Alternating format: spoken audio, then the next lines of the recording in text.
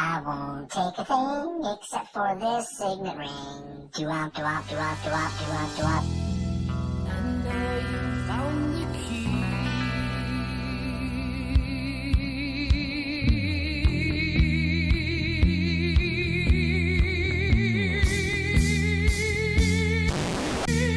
Bunions and Dragons!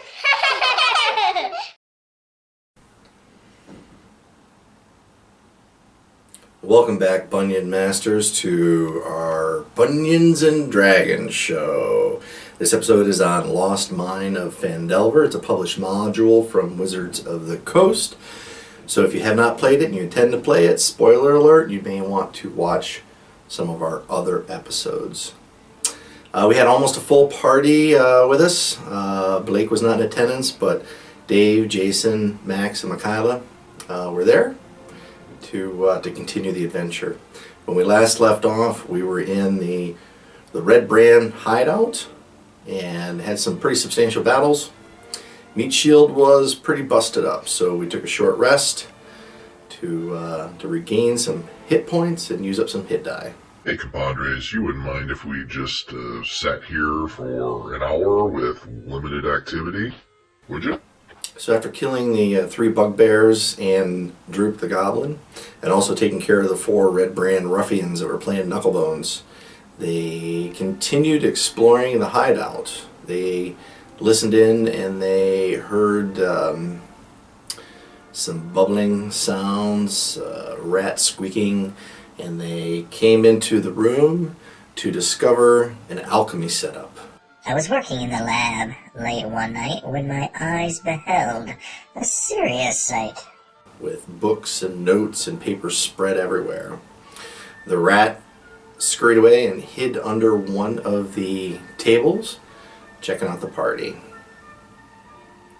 DeLang, with his knowledge of magic and alchemy background, recognized that the setup, the alchemy setup, was designed to produce invisibility potions.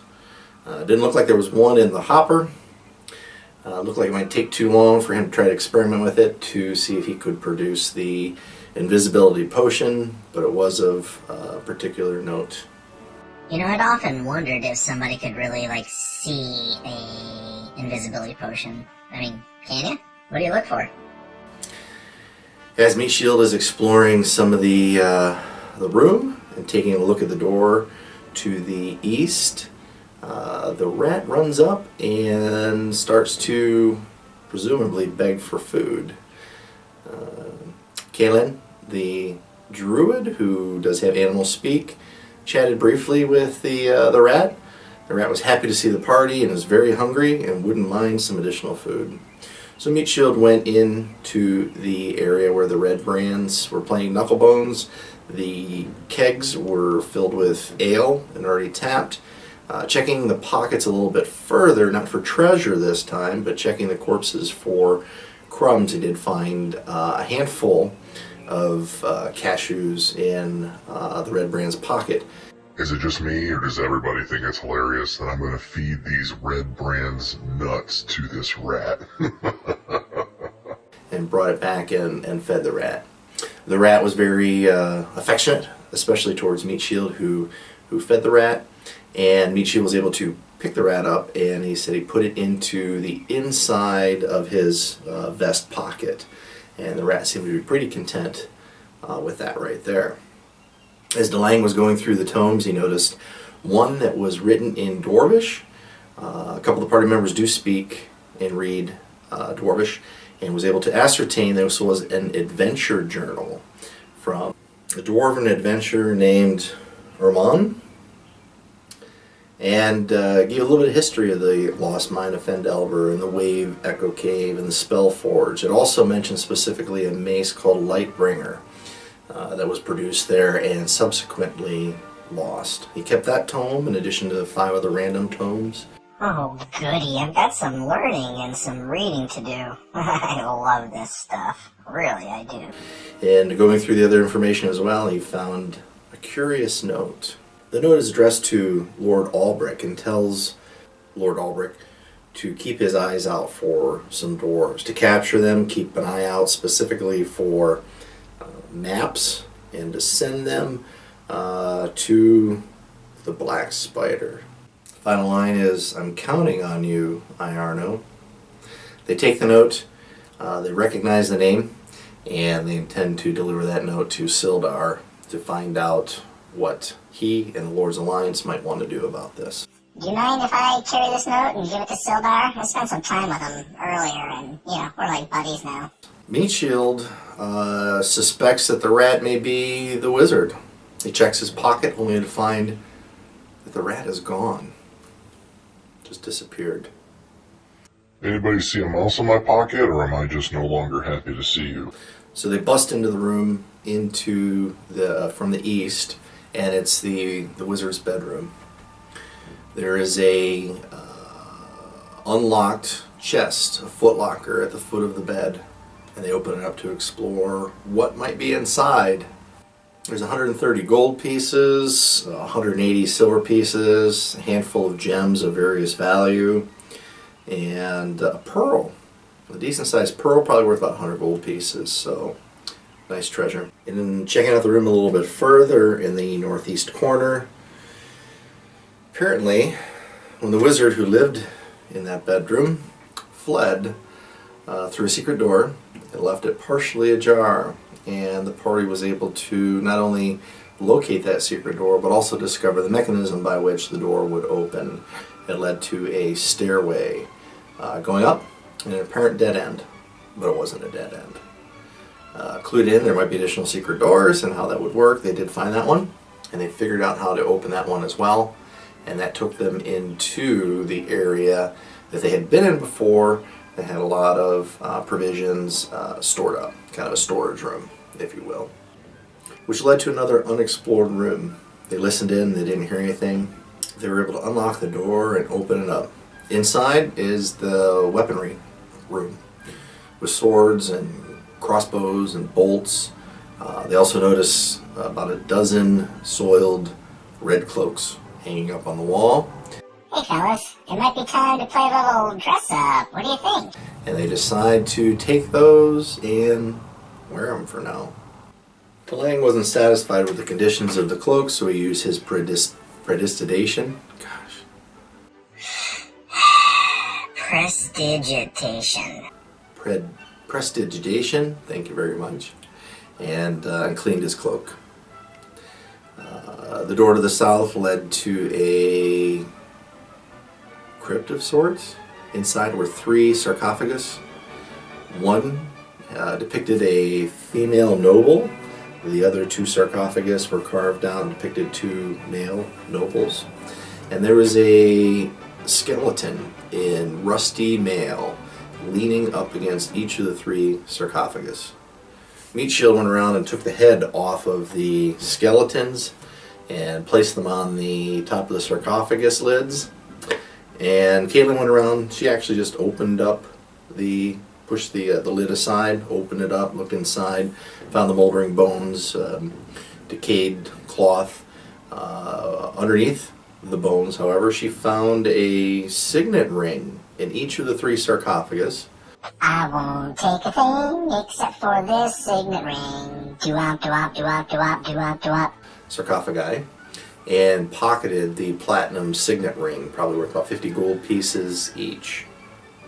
Oh, on a side note, because they were wearing the cloaks, those 3 skeletons did not animate. Otherwise, that could have been some fun. Yep, that would have been a lot of fun, especially considering I popped all their heads off. For successfully navigating that part of the adventure, 200 experience points, or 34 experience points per member, was awarded.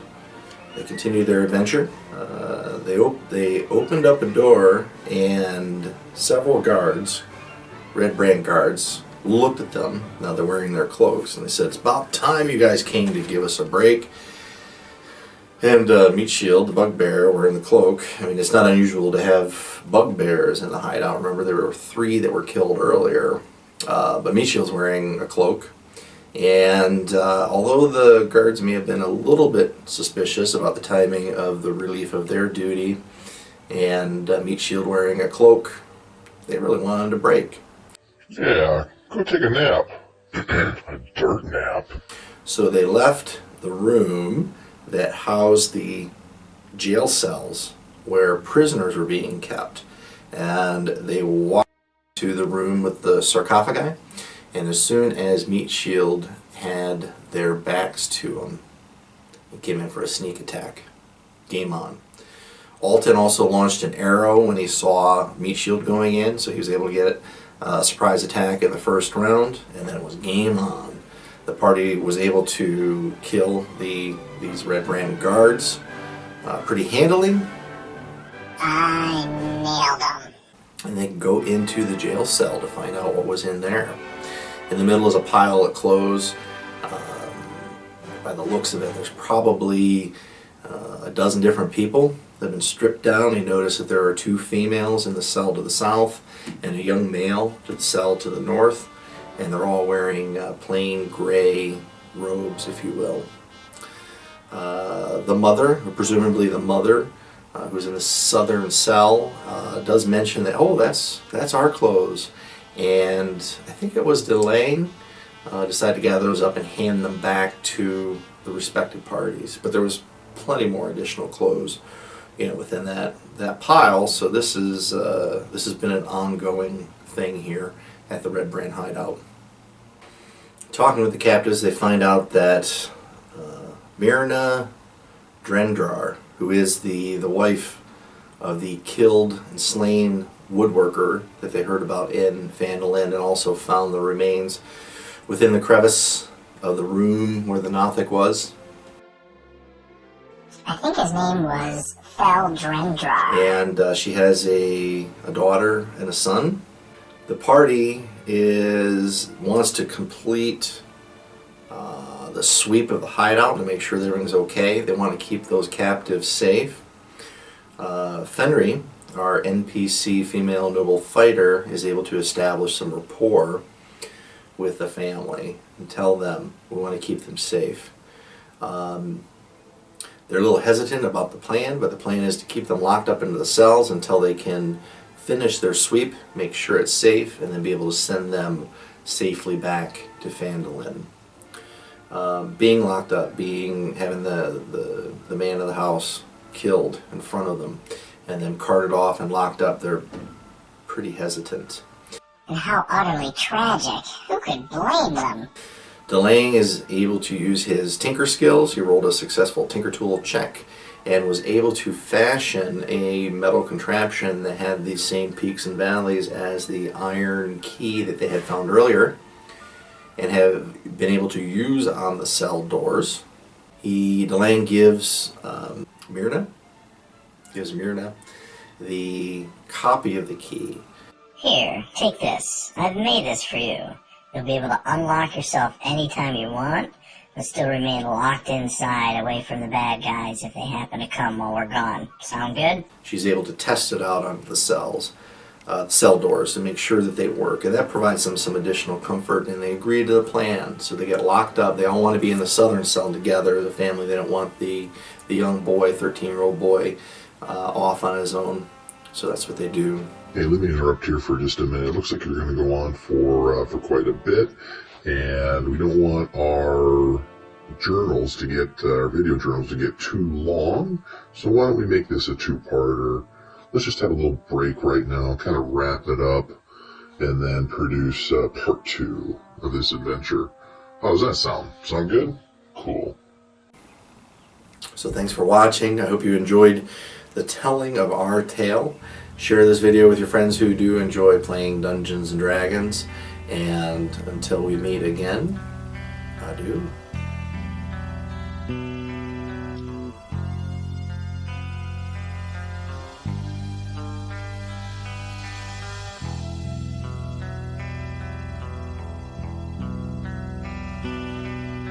Standing on the shores of tomorrow, listening to the whispers of the never-ending sea. Years ago, you sailed away.